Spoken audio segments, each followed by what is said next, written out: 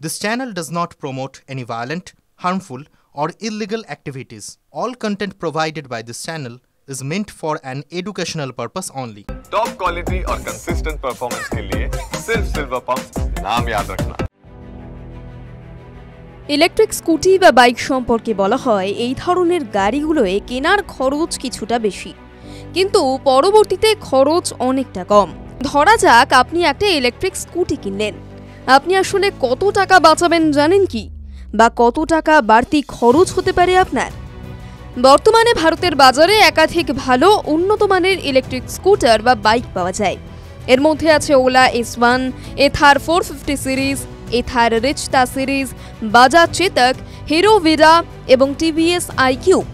কোনো ব্যক্তিকে দৈনিক 30 কিলোমিটার যাতায়াত করতে হলে কোনো স্কুটারে তার খরচ হতে পারে 60 টাকা, যেখানে আমরা পেট্রোলের দাম লিটার প্রতি 100 টাকা এবং স্কুটির মাইলেজ 50 কিলোমিটার প্রতি লিটার হিসেব করতে পারি।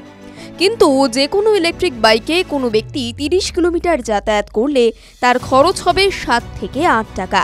এই খরচটা অনেকটা নির্ভর করে কোন জায়গায় বিদ্যুতের খরচ কেমন তার উপর। মোটামুটি একটা বৈদ্যুতিক স্কুটারের ব্যাটারির সাইজ হয় 4 কিলোওয়াট আওয়ার এবং সেই ব্যাটারিতে মোটামুটি 120 কিলোমিটার রেঞ্জ দেয় বাইকগুলো।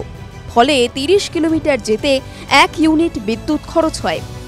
যে মানুষটা রোজ বাসে করে অফিস যাওয়া আসা করে তার জন্য একটা ইলেকট্রিক বাইক কি আদৌ সঠিক চয়েস?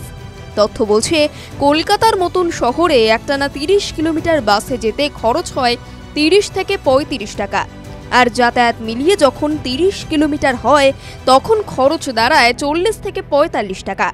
আর কোনো ইলেকট্রিক বাইকে এই দূরত্ব যেতে খরচ হয় মাত্র 7 থেকে 8 টাকা। বর্তমান কলকাতায় যানজট ক্রমাগত বাড়ছে। তথ্য বলছে দেশের সবচেয়ে বেশি জ্যাম হয় কলকাতাতেই। ফলে কলকাতার মতো শহরে একটা ইভি কিনলে ও দৈনিক 30 কিলোমিটার যাতায়াত করলে মাসিক 1100 টাকা সঞ্চয় হয়, অর্থাৎ বাৎসরিক 13,200 টাকা। আবার পেট্রোলের বাইক বা স্কুটি যার মাইলেজ লিটার প্রতি 50 কিলোমিটার, তাতে দৈনিক 30 কিলোমিটার যাতায়াত করতে খরচ হবে প্রায় 60 টাকা, যে খরচ ইলেকট্রিক স্কুটিতে 7 টাকা বা 8 টাকা। হিসেব করলে দেখা যাবে ইভি ব্যবহার করলে ওই ব্যক্তির মাসিক সঞ্চয় দাঁড়াবে 1560 টাকা। বার্ষিক সঞ্চয়ের অঙ্কটা দাঁড়াবে 18,720 টাকা। TV9 Bangla digital.